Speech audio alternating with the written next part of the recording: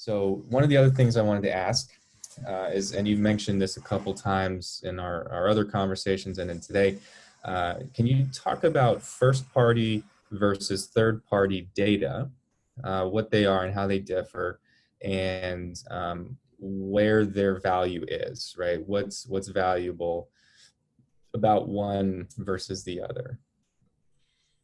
Yeah, and this is like a little pet peeve of mine when it comes to sports. Um, Obviously, first party data is access to data points that you know are qualified and relevant. And for a person, that data point could be, an email address, a valid email address, gender, age range, geography. Those four are critical. And then, of course, if you can kind of have their income level, that's like a perfect scenario, because then you've got access to critical information that can be sliced and diced, and you know the quality is as good as you can get. Third-party data is data that you get that has been disintermediated, right? And I'll go through an example because I think that this will be relevant for everybody, but it could be a lookalike audience. It could be, trust me, my core audience is male 18 to 34 and they're early and they're affluent and this and that and the other. But you don't have the specific first party data analytics to back that up. So I always say that first party data is the currency of choice.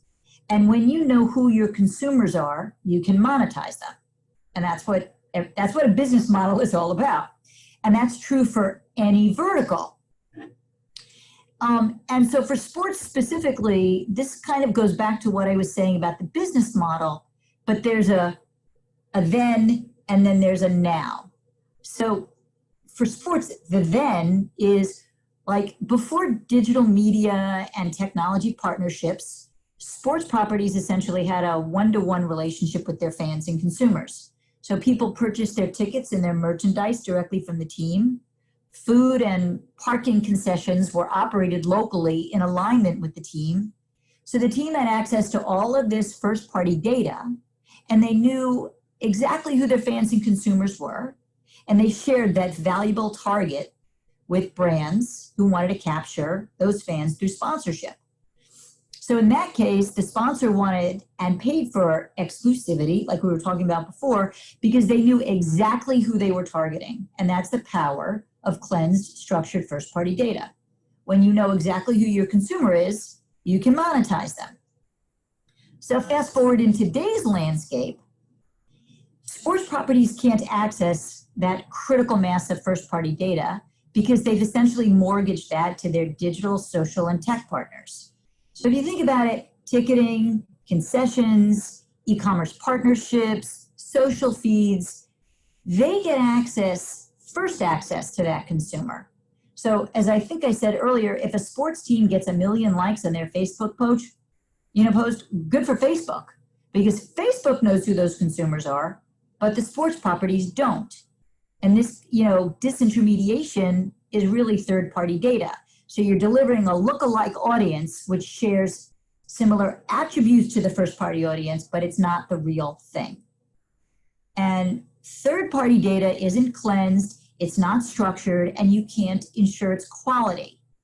So when you look at it in the big picture, this lack of good data, it kind of cascades down. It negatively impacts the entire sports ecosystem. And when we're going back to that sponsor scenario, if a brand's no longer going to pay for sponsorship exclusivity just because they can't be assured of who they're targeting. It's like wasted money, right? It's a wasted media spend. And that means it's lost revenues for a team.